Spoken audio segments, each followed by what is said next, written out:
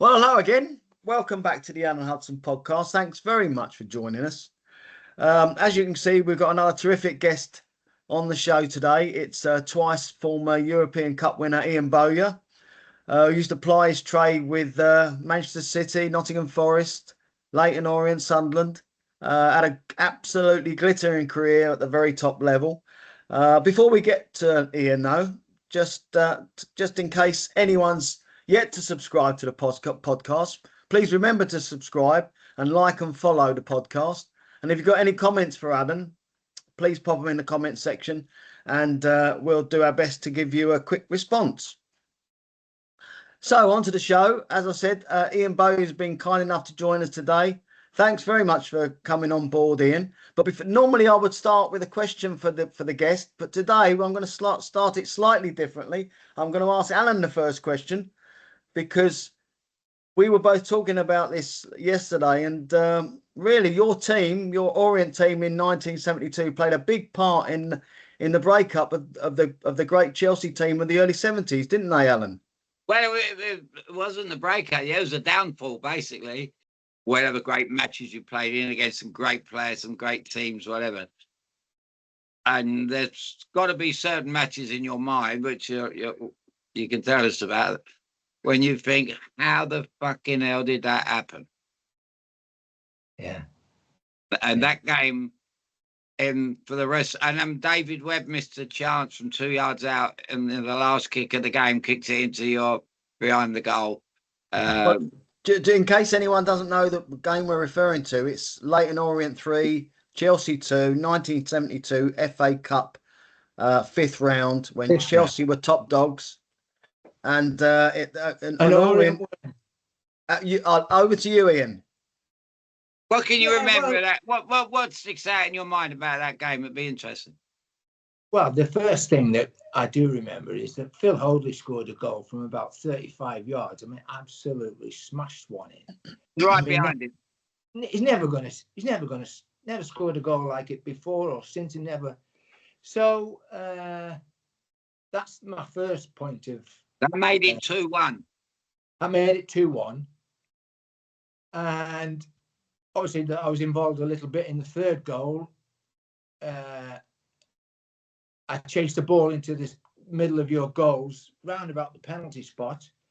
And I got tackled, and goalie Peter Benetti, he came out. And we kind of had a bit of a pile up there. And the ball broke to Barry Fairbrother, who put it into the empty net. So they're the things that immediately I remember. But when you look back at it, you think, well, you know, like you say, how did that happen? I mean, you had such a fantastic team. We were just an ordinary. At that stage, we were in the bottom half of Division 2, which is the Championship now. So you do think, well, you go through it and you wonder how it's happened. Yeah. You know, the strength. My friend was in goal. My friend saved one for Ray Goddard. Yeah. Well, he played. He played in the Chelsea. He played in our good Chelsea boys club team when my father ran, and he was a great lad and great goal. He lived in Fulham. He died in Fulham. Yeah, he lived in Fulham when he was at. I know. He was at Fulham. He played for Fulham as well, didn't he? Yeah. But I, you know, there are some games where you think, well, we could have done better there, and this, that, that. But my, and exactly what you're saying about the third goal. As a manager, especially, I always kind of dig out our manager for mistakes like that. And it seemed the pitch was very, very muddy, difficult to play on. Yeah. But it started off great, and it was going to be an exciting game. I thought it was going to be like an 8-3 or something like that, you know. To you. Yeah. And our back four seemed to be, we did it so many times, our back four, who individually, apart from probably David Webb, who I say was better in their box than in our box. And that's why I can't believe he missed the last one, which would have took us back to the bridge. Dave Sexton couldn't see that our back four were getting too old. And you harassed them, and you got, I remember the ball broke, Bonetti was all over the place, he didn't know where he was, Kane, and then Webby got involved. I don't know where John Dempsey was at this stage. Yeah. Eddie McCree, and we were an absolute shambles. We were like the second division, defended like a second division team, to take nothing away from your win. But as you say, I think I played against Phil once in the youth team, Phil Hoadley. I was in the England youth trials with it. Yeah. Yeah. You need never, if we did that a million times, it wouldn't go in, would it? No. It's just a one-off on the day. It's just. But I'm glad you could smile about it. Yeah. And I think Arsenal knocked you out the next round, didn't they? Arsenal beat us 1-0 in the next round, yeah. There was a difference between us and Arsenal. When you talk about people in, I will be in my mate's pub tomorrow, it's a Chelsea pub, and it's all about Chelsea and Arsenal in them days. And that's why Don Howe, they were so good. They wouldn't make 3 mistakes like that. Yeah, we didn't get a look in against Arsenal. We didn't get a chance against Arsenal. Ian, I watched the game and they did the job.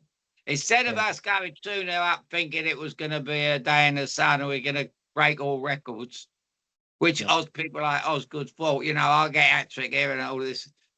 We just didn't have that Arsenal mindset. Don Howe. That's why Don Howe, to me, was the best coach. He probably got 1-0 up and thought that'd do us today. They won't score against us. No. Was it a pinch me moment after that game for you and your Orient teammates, Ian? Oh, very much so. I mean, I went to Orient about must be 5 or 6 years ago, and there was a lad called Terry Brisley there, and he played in that game. And he talked to me about it, the absolute pinnacle of his whole football career. Wow. But that goes to show, because I've never heard of him, and I didn't even know him on that day. I'd never read the programme anyway. With no disrespect to Terry, it was Terry was a good, honest midfield player. He worked hard and he played very well. Yeah. And but that is, the memory of him that day was, and certainly for the Orient people, it was, it's fantastic. Well, it's great for some players to say we knocked Chelsea out. We were 2-0 down and knocked Chelsea out of the cup. It would be like today, Man City being 2-0 up against Shrewsbury, and they knocked them out 3-2. Wouldn't it? Yeah. But I don't know how you did it. Well done, congratulations. Well, I think we had 1 or 2 lads that could look after themselves. We had a lad in midfield, Tom Wally. Remember Tom Wally? I know Tom Wally. Big, strong lad. So he was always very competitive. We had a lad called Peter Allen in midfield. Yeah. Mickey Bullock. Remember Mickey Bullock? Remember Mickey Bullock, yeah. He was a very good footballer. And we always had that threat with Barry Fairbrother's pace going in behind people. Dennis Rhodes played that day. Dennis played left back for us. We went to Chelsea. He did, yeah. He went to Leicester and then he went on again. Yeah. So we had people in the team that were okay and made a really good career for themselves.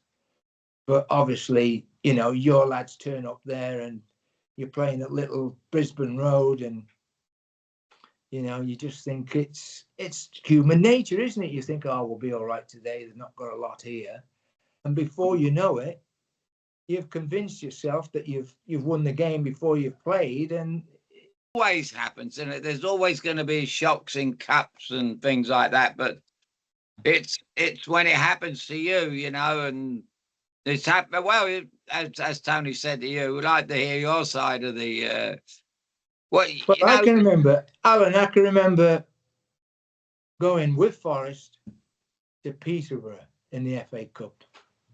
And I don't know whether we played at Forest. It might have been a draw at Forest. Anyway, we ended up going to Peterborough. And it was a night match. And we got, it would be about, what time of the, it would be about 77, maybe 78-ish. And we were just starting to get a decent team together. And Clough was just about, we won the league that year, 78. And we lost at Peterborough. And no matter what you say about it, you go there with the right attitude, and no matter having the right attitude, sometimes it just doesn't work out for you. You know, if it was as simple as that, you know, we'd be getting the fixed odds coupons up every week. But that's the game, isn't it? You know, some people didn't play very well, and others might have felt a little bit off. For whatever reason, we just couldn't get anywhere a handle on the game at all, and we lost at Peterborough. So it happens to all teams. Let's can we go back to the start of your career, Ian? Yeah. Manchester City, of course, were your first club, and you had a great start, really, winning a couple of trophies and involved in the infamous Colin Bell, Francis Lee, and Mike Summerbee side. Yeah, they had some fantastic players, and they had some fantastic. In those days, there was definitely a little bit more room for characters, real characters, and Francis Lee and Mike Summerbee were real characters. Colin was a bit quieter than they were, but Francis Lee and Mike Summerbee were always up to something, and they would be, you know, they would be doing different things, and yeah, you really had to keep your guard up with those lads. But yeah, give us a flavour of the things they might have been up to, if you can. Well, I remember we used to go to this track, this running track, and Malcolm Allison, who was the coach, effectively the manager, he brought this athletics coach in, and he used to take us on a Monday morning to this cinder running track, and we used to drive off the main road, and we'd go 100 yards down this little lane, and they staged a car crash. Of course, when Malcolm Allison comes a bit later on, Mike Summerbee's hanging out of one car, hanging out the door on one side, and Francis is on the other side, because Malcolm says, "Oh God, what's gone on? What's happened?" And the two of them were always up to, you know, mischief. They were just full of themselves. They were fantastic. Like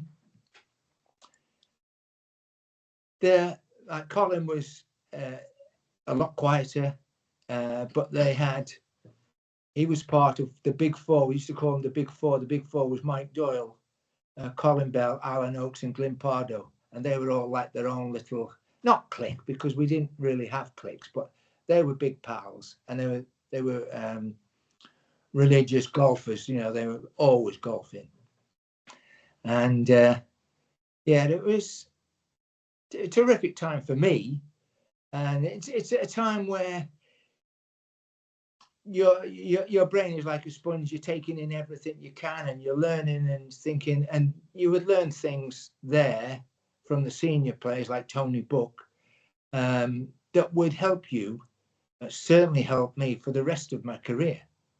And just such happy memories. Such, you know, I got on as a substitute when at Wembley for Mike broke his leg against West Brom, I think, in the final.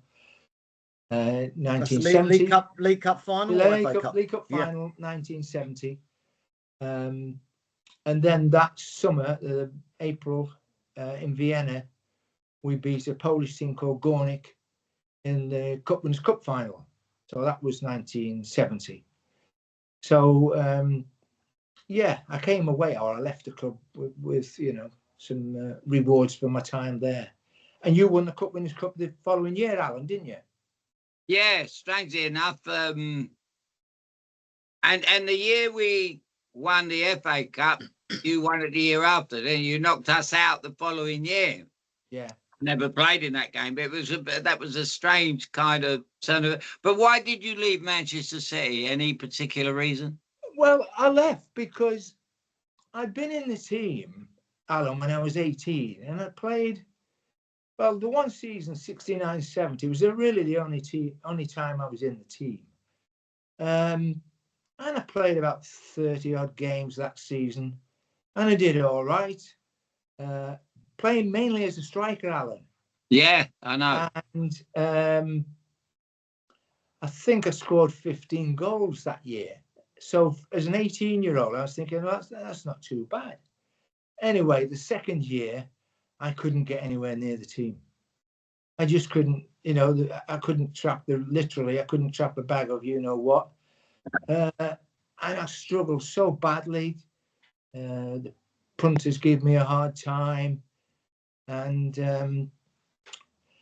I just wasn't doing anything. I just wasn't progressing. So I never entered my head to ask for a transfer or anything. It was just out of the blue. Malcolm Allison had spoken to Jimmy Bloomfield. Jimmy Bloomfield was the Leyton Orient manager at the time, and he said, "Well, you could take Ian Bowyer if you liked," and Orient paid, I think, 25,000 for me, which, well,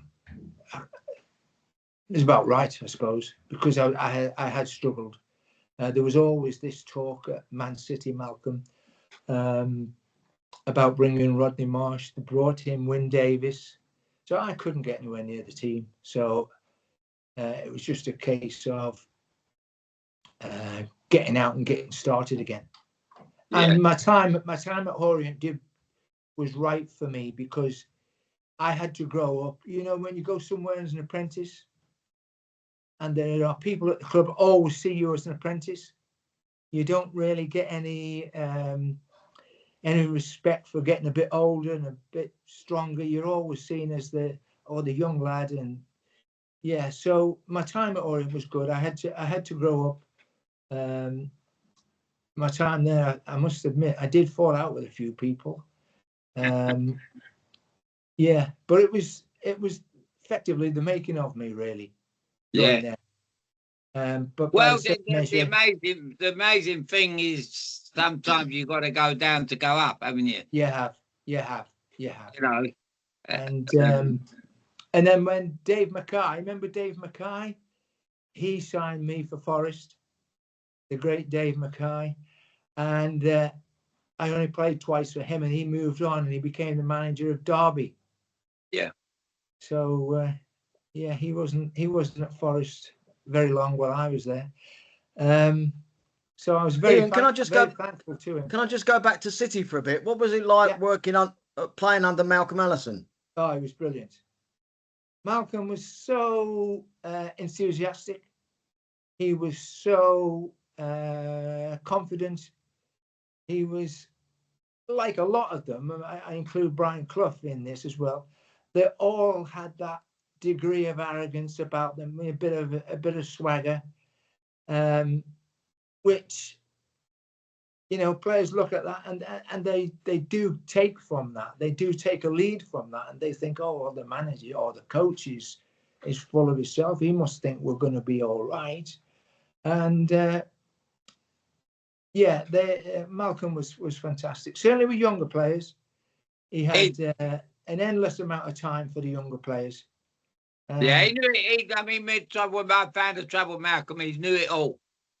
Yeah, I spent a lot of time with Malcolm, but before I got to know him, I knew him when he was knocking about with Marsh, and I knew he was going to sign him. They'd been the Playboy in London together, and that was going on. But I remember in my first season, I went to the Football of the Year do. Brem won it. I came second. And I remember I'd missed that final through injury, but I remember turning up at the function, and Malcolm Allison was at the bar. He was like Don Corleone standing at the bar with champagne in one hand and his overcoat not on but over his shoulders like that. Yeah. You know, I've seen him about. I knew what I kind of, even as that age, I knew what he's all about. Yeah.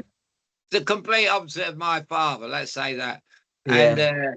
And then I weren't in the conversation. He was talking to these people, and I just come into, knew a couple of lads he was talking to, and at that time I wasn't very happy. I've missing the cup final, which was coming up, and with injury. And he went to me, young man. He says, he put his hand out. He says, I had my doubts about you when I first see you. I didn't think much of you, He said, I've kind of half changed my mind. I've just come runner up to Billy Brumby. If that means anything, I don't know. And I thought, I'll fucking show you. I'll fucking show you who can play and who can. And I've known him for years. Even the last time I seen Malcolm he was this kind of person. It was, I was at Stoke. We avoided relegation, and I organised a trip to Tampa Bay to play the Rowdies, and I did it on my own. I didn't do it through the club. The club wouldn't take it away. They said they had no money. I knew a man in Tampa because I used to go there a lot. I said, fix the game up so we can come over. The boys deserve it, you know.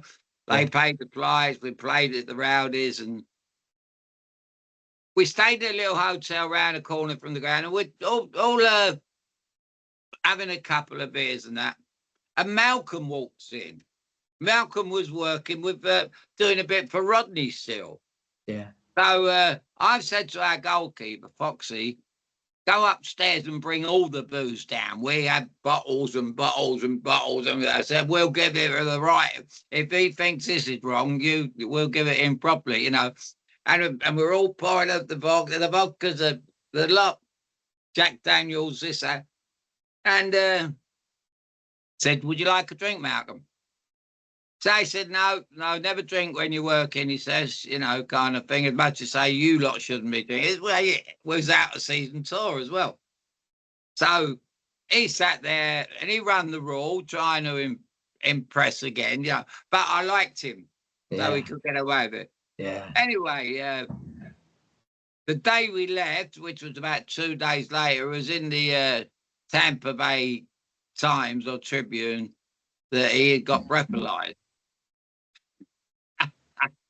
Now he's sitting around telling us how to behave, and he's driving around fucking pissed. I thought, serves you right, you know. Yeah, but I did like Malcolm, you know. Oh, it was terrific. But he was too West Ham for me. He was too them West Ham. Yeah. Apart from Bobby Moore, who I adored, he was my favourite of all time. Yeah. So I loved him to death. Apart from that, all the West Ham people. Yeah. You know, they were all they called themselves the Academy, didn't they? That's right. Yeah. They knew more than anyone else about football. You know, Franco Farrell, John Bond, the lot at Noel Campbell. Noel Campbell, yeah. You name them, and they all come through the Academy. Yeah. I mean, it's funny how you come through the Academy, yet you've never won the Football League, isn't it? Yeah. Yeah. How can you know? Yeah. It's funny, isn't it? It's a funny word, that academy, isn't it? Well, I think we use the word academy and we call something an academy and it becomes a cure-all. You know, yeah. It doesn't work, does it? No. Anyway. I take it as students of the game, which I don't know. But Malcolm was a great character. Malcolm was either with players, and I mean, I've had this conversation with other players that have left Man City, certainly Gary Owen, and he would be of the same opinion as myself that with Malcolm was all for you until you started to struggle a bit. And then he could go quite cold on you. And you'd be down the road. I think it certainly happened with me, and it happened with Gary as well. But take nothing away from him. He was, for me, and for lots of other lads at Man City, and for the first team lads, he was fantastic. Well, he was a great experience as well, wasn't he? Yeah, It yeah, a part of the yeah. game, and if you wrote a book, he would Yeah. definitely be in it, and what he did. But Yeah. he thought he was smart as well. Yeah. But he done when Tony Waddington was trying to get the money to buy me. He had a Manchester. I don't know if it was at Man City. It might have even been at Palace. He done a deal with Malcolm. He had one of our players of Stoke players on loan, a lad called Stuart Jump. Stuart Jump. I remember the name. Was he a defender? Yes, yeah. And he had him on a month's loan. Then he had him on another month's loan, and Tony was went to the bank manager trying to get all this money to buy me and Osgood, and he got Malcolm on the phone, and he was talking about. He said, "Come on, Malcolm, let's get this deal done. You've had this lad for 2 months. You want him for another month?" He said, "Let me have him." He said, "No, you're not having him another month." He said, "You either send him back to me, or that's it." So he went, "Well, how much do you want for him then?" Tony only wanted 25 grand for him. Malcolm paid him 70. He started bidding with him, and Tony went to him, "Come on, Malcolm. He's been with you for 2 months. He's been your best player. He's been in your first team every single game. And you're offering me 25, 35, 50 grand. Don't think so, mate." He said, "Send him back to me." He said, "Okay, Tony, have it your way." And he paid him 45. Now, in them days, that was a hell of a lot of money. Yeah. So, so he thought he would, but that was Malcolm thinking he was smart. Yeah. And Mark, I mean, if you play poker with Tony Waddington, you got no chance, mate. But because he was Mark Madison, okay, when he spent the money, did he buy Steve Daly? He bought Steve Daly, and he also bought Steve McKenzie from Palace. Yeah. And he paid a lot of money. He paid a lot of money for them. He paid £1 million for Steve. Yeah. Yeah. But Steve ended up coming over to Seattle to play with me, and I think Seattle didn't give him any money. I think they just took him off their hands, Yeah. Yeah. So he lost £1 million because he was told by the directors at Manchester United are getting too far away from us. Go out and make a big signing. Yeah. Yeah. And that was there was always a bit of that going on in Manchester. Well, if they'd have went and tried to get Maradona or something, and they told him to go away, he would say, "Well." But you see, at Manchester City, Man City won the First Division Championship in 1968. So, April 1968, the blue heart of Manchester is absolutely buzzing. Of course, in the May of 68, the red part, Man United, they won the European Cup, didn't they? So they kind of topped City a little bit. So there was always that conflict. There's always that rivalry that we need to compete. Yeah, and I remember Tony Coleman as well. He's one of the two players. Well, he was the fellow that gave me a right hander at Sheffield Wednesday. Tony Coleman. Yeah, Tony Coleman. Tony Coleman was a boy and a half. Yeah. And he was a Scouser. Yeah. And after one match, he said he didn't drive, or he lost his driving license. I'm not sure which. But at the time, I'm 17, and I've got my very first car.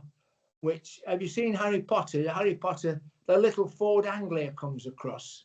Have you seen this tiny little Ford Anglia? Anyway, he says to me, he says, I'm from a place called Ellesmere-Port. He says, "Hey, you," he says, "Ellesmere-Port's not far from Liverpool. You can give me a lift after the match. You can give me a lift home." I says, "Tony, it's miles out of my way." I says, "Go on then." Anyway, I give him a lift. So he's got us on the East Lancs Road, which is literally between Liverpool and Manchester. That's the road. And he's got me doing 75 in this Anglia. And honestly, the engine was rattling and it was shaking, it was bouncing. And he's go on, you're all right, you're all right. And honestly, I've never been so relieved to get somebody out of the car of him. He was a nightmare. Oh, I thought the car was going to blow up any minute. Yeah, but he was a fantastic lad. Fantastic lad. He was a good player, but he was playing for Shep. I played against him. He was playing for Sheffield Wednesday this day, and we went ball. He's on the floor and turned around. I just like looked at him, smiled as much to say that's the way, and he went bang. And I went, what's all this about? You know, that was it. But strange people, strange people. Yeah. Well, let's get on to your Forest career, Ian. I mean, we've been talking about one larger than life character in Malcolm Allison. What was it like working with Cloughy? Oh, Cloughy was brilliant. And I always say about Brian Clough, the first thing I always say is that if in any walk of life, if you've got 99% of the workforce working for the gaffer that would work for him again, then you're winning, aren't you? So I always think of the players that he had, all the players that he had, 99% would work for him again. The 1% for a while was Tony Woodcock. Tony, the very first time, Clough's very first game was Tottenham Hotspurs away. We were in the second division. Tottenham obviously in the first division. And we play away at Tottenham in a FA Cup replay. And surprisingly, knowing the geography of London as you two do, we stayed at Bisham Hall. Is it Bisham Hall or Bisham Abbey? Bisham Abbey. Bisham Abbey. Bisham Abbey. Which is miles from Tottenham. It's miles from Tottenham. Anyway, Cloughy obviously thought we'd got very little chance of winning this game. So we thought, well, we'll go down to Bisham Abbey. We had a couple of days there, and he's getting to know everybody. He played tennis with a couple of lads. And yeah, we had a drink and a good chat. And on the night before the game, he says, who's the youngest in here? Of course, the youngest was Tony Woodcock. So he says, right then, Tony, says, I shall leave tonight my shoes outside my door. And I'll expect to see them there tomorrow, nicely polished, and back there for 9 o'clock. And Tony, being the youngest, he didn't like it. He thought it was picking on him. Yeah. And he held that against Brian for quite a time. Did he do it? Oh, he did it. Yeah, he did it. He polished the shoes and put them back. I suppose it's, if you're young and you're under that kind of pressure, you do it, don't you? But he wasn't very happy with it, Tony. I don't know if I'd have done it, but it's similar to my one with Tony Haley when he wasn't the manager, but he told me to go and get a pint of milk for him over the road when I was in the dressing room, but he's still waiting for the milk, you know. It's but I suppose it's one of my great. If I could go do it all over again, I would love to have played for Cloughy. It would really. Yeah, you'd have loved him. You'd have loved him. I know I would. I do without that. I've had a couple of run-ins. He was a real lover of ability. Yeah. Really enjoyed the skillful part of the game. Yeah. Appreciated that there's another side to it, and loved that as well. But he was everything. He could be as nice as anything. Like I can remember we played one game and we had Rally Bikes had sponsored the game. Rally is a bike factory in Nottingham. And 2 days later, I went into the ground to training, and there's a couple of BMX bikes there for my kids. And he had a very, very humane family part to him that very few people saw, and yet it was very, very apparent. Yeah. And if you needed telling, you'd done something wrong, you needed telling, then that wasn't a problem. He'd let you know you should have done this, could have done that. He Well, was just an altogether sound, solid, good judge of players, good judge of character. He loved honest lads that would work hard. what fascinates me about him so much as an individual, we have a big problem in the game. We've always had a big problem in the game with disciplinary. Yeah. Refereeing hasn't always been up to scratch. We got a problem with referees, always have, always will have. Now VAR make it worse. But for someone who had Kenny Burns in his team and had the likes of Stuart Pearce and Larry Lloyd and all this, Yeah. and had the best. I mean, I remember when he said to Don Revie in the film, and it was true. He said about you had the worst disciplinary record, and we had the best. And Revie looked at him as much to say, well, "What do you get a medal for that kind of thing?" But I think that's unbelievable for someone like that, and to play the game the way you did. You know, you're fierce. Yeah. You know, you played the game properly. Great team to play against. I remember with Stoke, we had fantastic matches against you, and tackles flying in. But there was never any problem, you know, because No. our manager Tony Waddington was one of his best mates, and they had this secret. You know, he never told me. I didn't find this out till after I finished playing for Tony, and I knew because he took him on one of our European trips. And I don't know if you're aware, but Brian took him on a couple of your European trips. So they were thick as thieves. So, but they both had the same way about the disciplinary thing. And I think it's something in the game that's got to be looked at. Yeah. It's terrible. It's absolutely terrible. This falling on the floor over nothing nonsense, trying to get people booked, pretend yellow cards, pretend, you know, even in the World Cup, I mean, it's spreading all over the world. Kids are watching the game, so it's going to get worse. The kids want to see that. It's I don't like. I think, Alan, the one thing that I can't watch now about the modern game, I'm sorry, but it's corners and free kicks. It's a shambles. It's an eyesore. It's an absolute horror show where you've got, you might have 15, 16 lads in a penalty area. Half of them are fouling. It's like watching an episode of Ballroom Dancing, isn't it? It's unbelievable. But everybody's, you know, the days where the ball used to go into the box and whether got a run on you and got whoever could jump the highest or whoever was the tallest.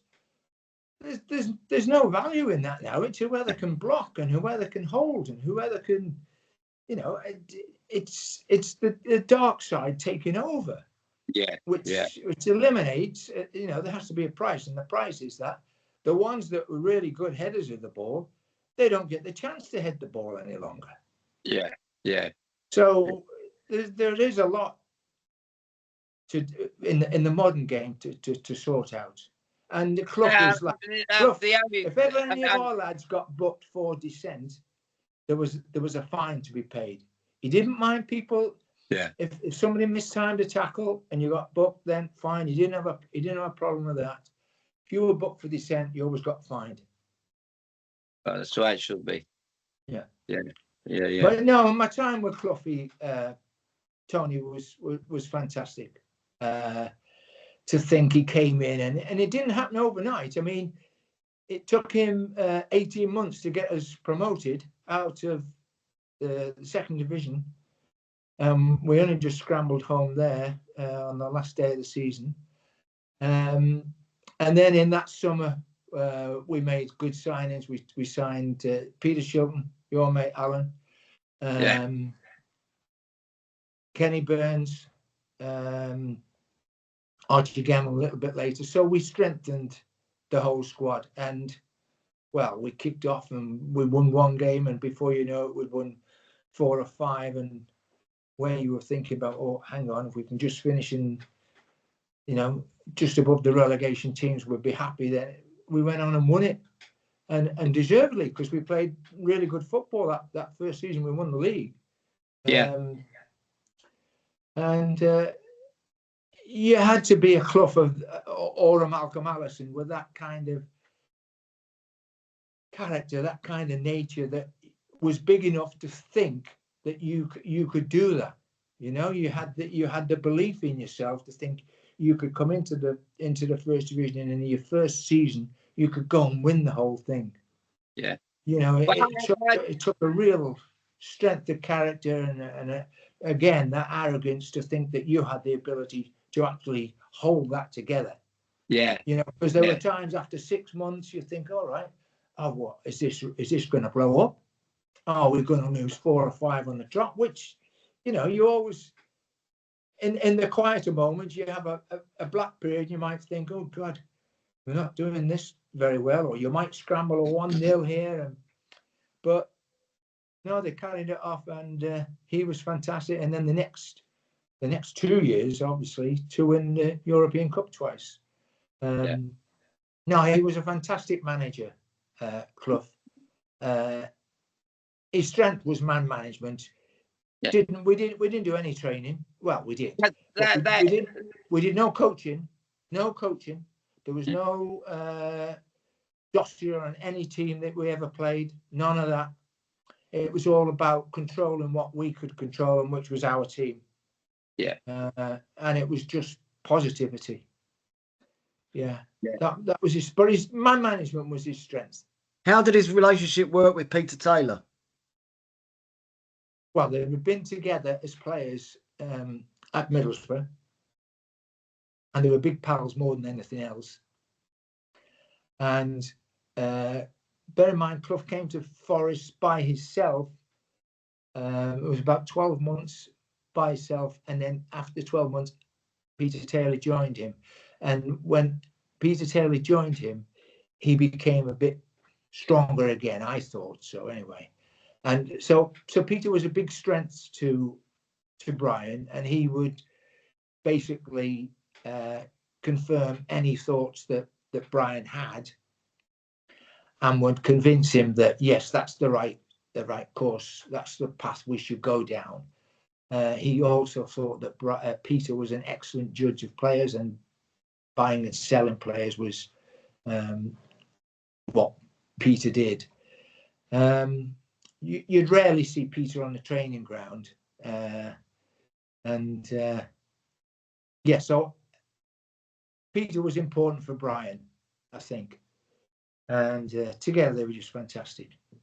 I think the probably the signing as well of is considering what Dave Mackay done at Tottenham, and Dave Mackay, I know people at Tottenham, they said when Bill Nicholson was the boss, but at half time and full time, Dave Mackay used to be the one that opened the door, let the players in, and take the team talks.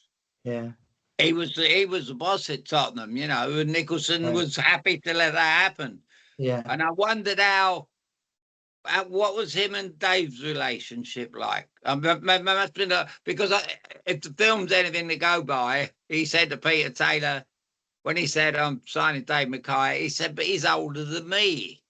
Yeah. But that was just one of his lines. But how did they get on, E?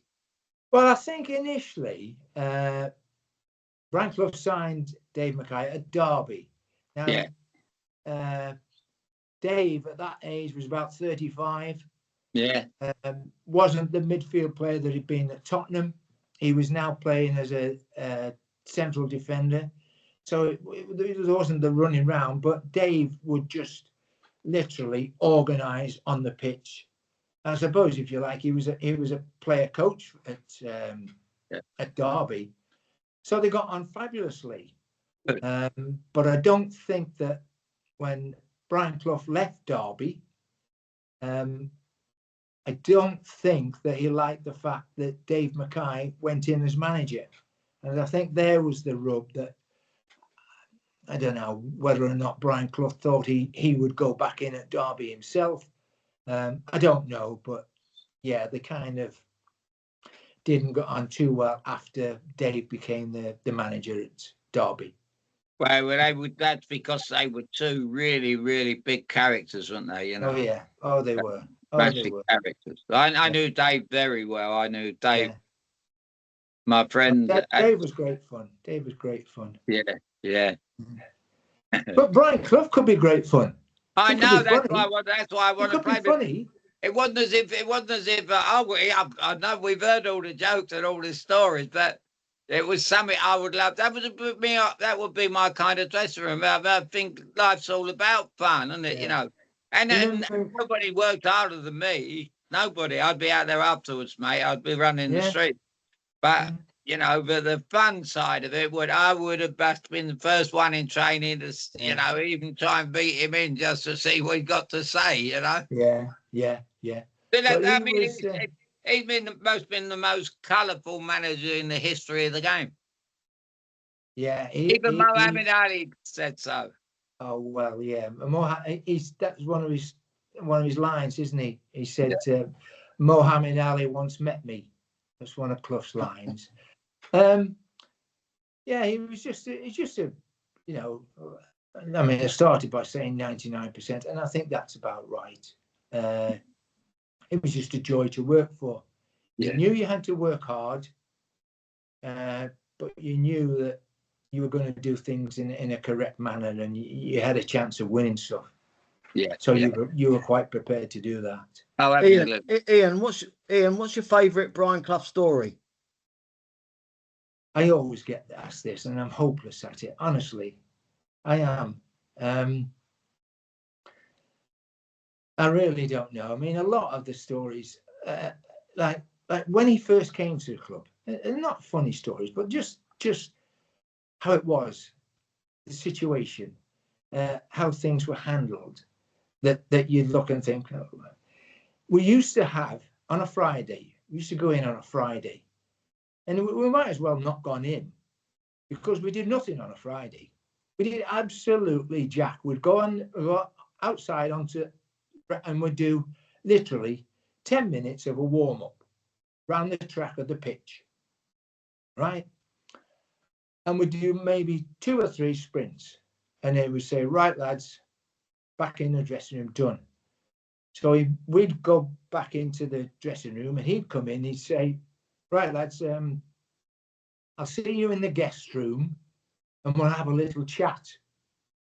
Well, the guest room was just a bar type thing in the ground. And he used to say, "I'll see you in there in half an hour." So we'd have a shower, we'd be in there half an hour. We'd sit there another hour, and we'd sit there for an hour and a half. And this went on. This went on every week. This went on every week for about 6 months. So we'd say, "Right, I'll see you in half an hour." And we'd sit there an hour and a half, 2 hours maybe. And eventually he'd come into the guest room, and he'd say to whoever was the substitute, he says, "Have you got the lads a drink?" And he didn't mind us. We'd have a bottle of beer at lunchtime on Friday. And then he'd come in, and you think he's going to give us, you know, the rights and wrongs of this team we're playing against. It's this, that, none of it. And the conversation would go, "Have you got your tickets sorted for tomorrow?" So you'd say yes. He said, "Right then, lads, I'd see you tomorrow." Of course, all the lads said, "What on earth was all that about? Why, we sat here for 2 hours so he can come and ask us, are our tickets sorted?" Well, this went on for about 6 months. And it's only after being thick footballers, it's only after 6 months, and we all decided, hang on a second, you know what's going on here? He's just going out of his way to upset us on a Friday. So when we come in on a Saturday, we're carrying the anger onto the pitch. And that's what it was. It's not something you're going to read in any FA coaching manual. It's just the way he managed situations. Anyway, we found out that the 2 hours between him sending us into the dressing room and turning up in the game, he was playing Gary Birtles at squash. Squash, yeah. So you didn't do any ball work the day before a game? We didn't do any ball work the day before a game. No, Wow. no. We didn't do any set pieces. Like, if we were playing Chelsea, you might want to be looking after the centre halves or Osgood and all the big lads at corners. We did none of that. None of it. Interesting. Yeah. Let's talk a bit about the 2 European Cups that you won at Forest. Well, the first one was incredible, because when we get drawn, the draw for the European Cup takes place, and we get Liverpool. Of course, you think, oh Jesus, our chances in this could be one game here, and we're thinking, oh, European Cup, okay, we'll be all over Europe. We'll be off to Rome, and we'll be off to Paris, and we'll be off here, there, and everywhere, and have a good time and enjoy ourselves. And we get Liverpool. So we played the first game. We beat them 2-0, and we're thinking we can do this. Of course, Phil Thompson's telling everybody on the pitch, so two won't be enough. Two won't be enough. Anyway, we go there, and we stayed at this hotel in Liverpool, and I think Brian could see that one or two of the lads are getting a little bit on edge going to Anfield. You know what you're going to be up against. It's going to be literally 90% Liverpool attacking and us defending. Anyway, he gets the Chablis out lunchtime. So we have a glass of Chablis. He sends us off to bed. We all go and have a kip in the afternoon. Of course, I used to feel, Alan, I don't know about you, but I had young kids, and I used to think, oh, if I can get a couple of hours kip in the afternoon, and that's brilliant. It's brilliant. Anyway, you get up, you feel, all right, I can take on the world now. And we got a 0-0. Shilton did very well for us that game. So we're beating Liverpool. You beat Liverpool, you think, well, they were the champions. We've got a chance. And before you know it, you're into the semi-finals. Semi-final, we played German team Cologne, who were the German champions, and had won that year. They'd won everything in Germany. Germany, FA Cup, you name it, they'd won it. And we're playing this German team Cologne. After 20 minutes, might have been a bit longer, we're 2-0 down. I'm playing left back. We had a really makeshift team. The back four was, I think it was Colin Barrett, David Needham, Larry, and me at left back. So we had no back four as such. Anyway, we get a goal back. Gary Birtles scored a goal. I scored a goal, and John Robertson scored a diving header. Never been heard of. Nobody's ever dreamt of John Robertson scoring a diving header. From the wing. Anyway, yeah. So 3 each, and everybody, media-wise, well, it was good while it lasted. It did well. That was at home, wasn't it? 3-3. That was at home. 3-3 was the home game. And all these German teams, they'll have too much at home for Forest. And the German boy, it was a German Muller, and would it be Dieter Muller? He got a chance inside right in the first 15 minutes. He dragged it wide. I think he'd have scored then. That would have been us done. Anyway, the game went on and on. We get to around about the 70th minute. We get a corner. John Robertson takes the corner. Gary Birtles gets a touch, and I managed to head the thing into the net. So we win the game 1-0, and we're in the final. I mean, here we are. 2 years ago, we were struggling to get out of the Championship, and here we are now in the final of the European Cup. Yeah. Which, it's incredible to think that could happen. It's incredible. Well, I think, there's been managers, and I think he's the only man in the world could have done something with the players that he had and with the Yeah. great respect. Yeah. You know, No, to, I'm sure and that's I true. think, you Alan, know, I agree with that people have tried, 100%. yeah, many people have tried it with far better individuals and Yeah. know Yeah. more about the game. As Tony said, did you do this before? They, with all their theories on the game and all this, and for him to win 2 European Yeah. Cups on the bounce, you know, everyone. I mean, I see Larry Lloyd in Spain last time I went about 5-6 years ago. I see him in the bar and he walked over and he walked over to me to say hello. I played in the under-23s with him. As much as to say, you know, I won 2 champions. Well, that don't cut with me, not with Larry. You know? No. I'd have said to Larry Lloyd, if I was as tall as you, mate, I'd have been far better. Don't worry about it. But Larry was full of himself, wasn't he? Larry was a great lad. Yeah, Larry was a great lad. He was full of himself. It was great that, you know, he was kind of, I wouldn't say kicked out of Liverpool, but they got rid of him and he's gone there and he's done that. So, yeah, you know, fair play to him. Yeah. Fair play to him. Yeah.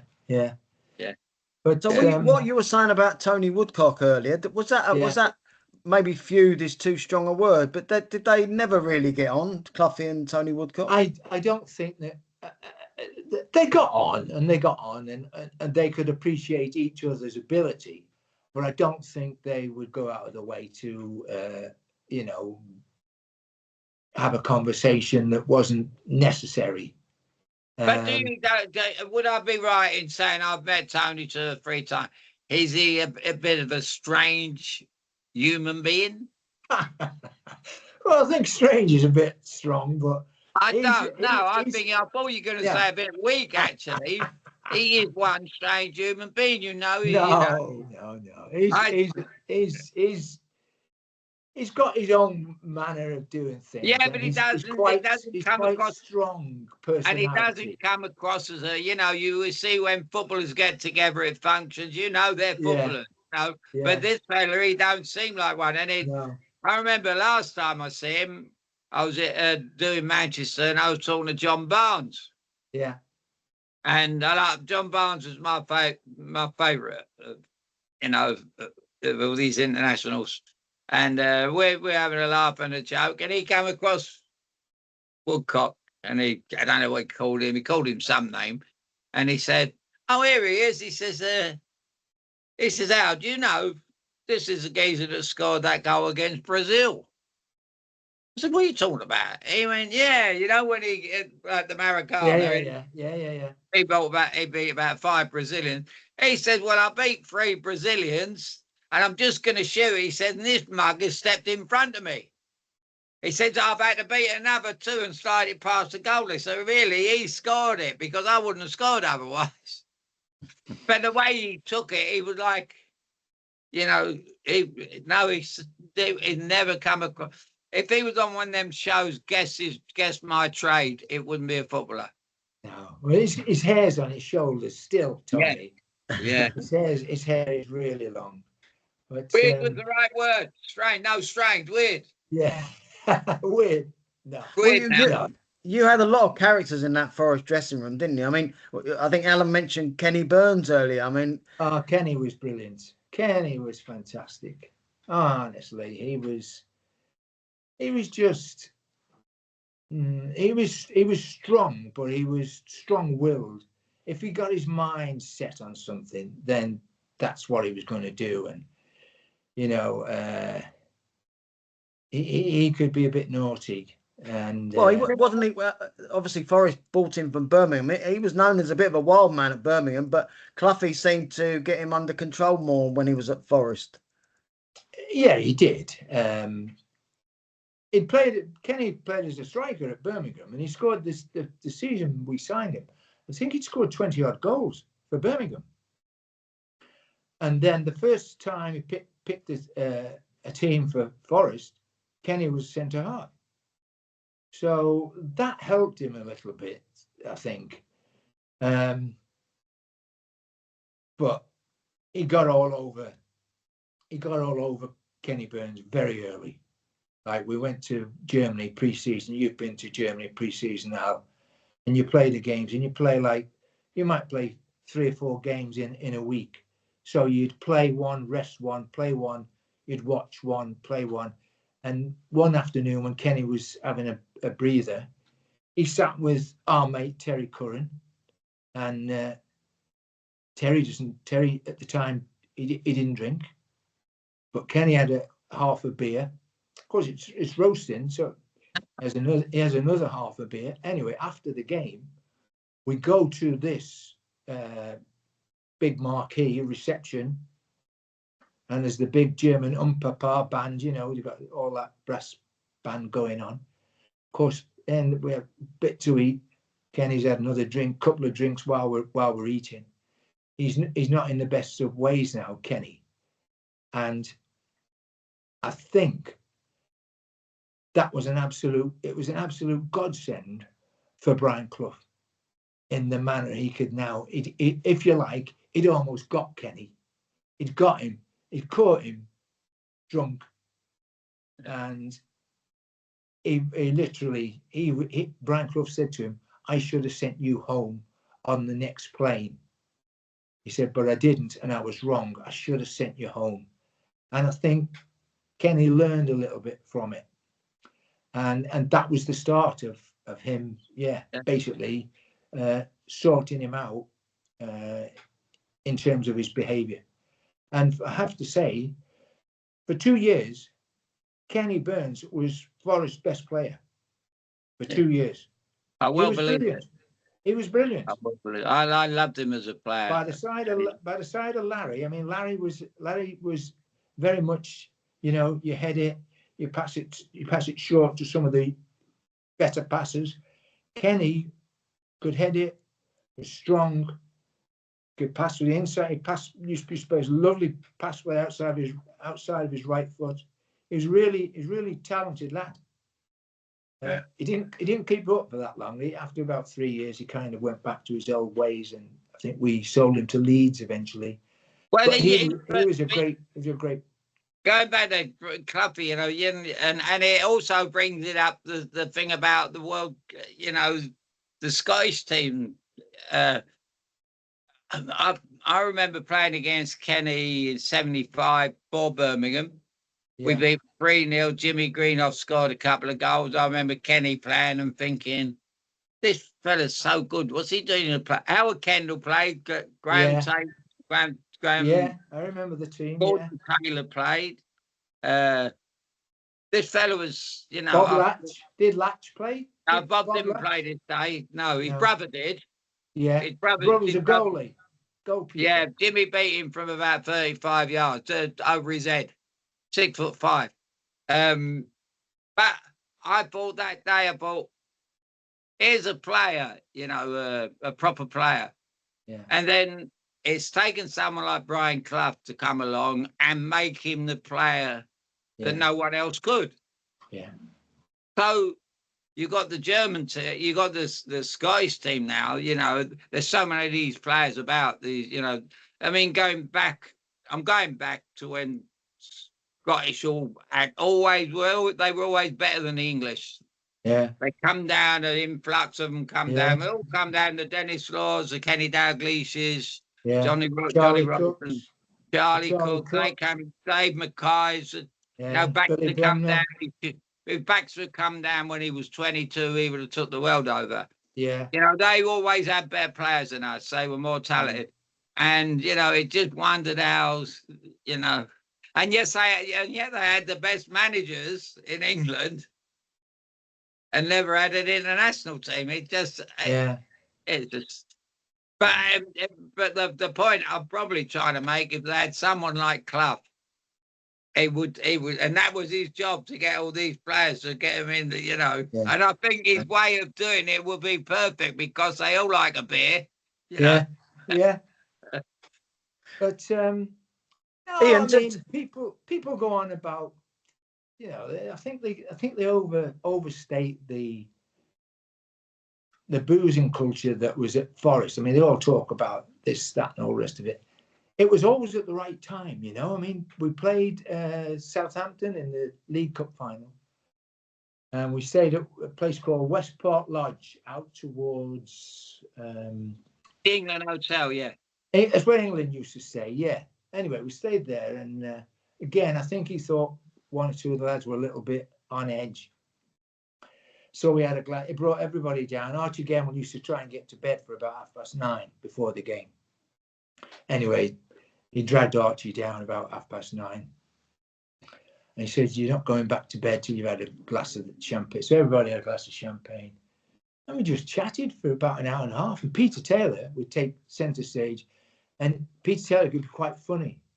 And he'd tell stories about this, that, and all the rest of it. And he would recognise, Clough, that, you needed a little bit something to make you relax. And but there wasn't any degree of, falling over drunk. People get this idea, Forest, with Clough, they always used to this, that, and all the rest of it. It was always at the right time. It was always, a relaxant more than a, Well, when you're getting success desire like that and doing it that way and enjoying it, and you're loving your football, you're gonna do it. You're gonna join the queue. You're gonna, if you're Kenny Burns, you're gonna say, "Look, yeah, this is the way to live. This is the way to do it." And going back, that all really and is, I bring it up again, his disciplinary record comes from stuff like that. From that to show you that you can all sit round and have a beer and talk about the game and tell a few jokes and relax, and then go to work. It was a brilliant night. The night before that. I'm so jealous. I'm so jealous of not play. I'm just so jealous of you. I wish I'd have played for Leyton Orient that day with you, and I wish I'd have played for Forest. No, you don't. No, yes, you don't. I do. I really do. I wish I'd have been on your side that day, and I wish I'd have played with Brian Clough with you. Yeah, he'd have loved you, Alan. He'd have loved you. I know I'd have loved him. He might have kicked me out earlier than others, but maybe not. He might have kept me forever, because I agree with the way he does things. I just think his whole way of handling things. I think he would have been a great Prime Minister. Well, I really do. I really do. This country, which is now an absolute joke, if someone like, I've seen his speeches in his Parliament speeches, and I've seen him, and mate, they hang on to his every word, and he's not just a football man, mate. No. We used to laugh, and there you are. He makes you laugh as well. My manager never made me laugh. Oh, he could be funny, but we always used to say of him that because he was a big Labourite, and he used to talk, and he'd set the world to rights, and we always used to say, well, he could do the Prime Minister's job in his lunch hour, and he could. I'm sure he could have just, he could have put the world to rights for an hour a day. It'd have been all right with that. Yeah, and he'd have been big enough to do that. Yeah, he'd have carried that off, no problem. I believe so. Carried that off. No, he's just a one-off, just a fantastic guy. Yeah. Well, on that note, that's probably a good way to bring an end to the podcast. It's been an absolute delight to have you on, Ian, and to hear your great stories. Morocco.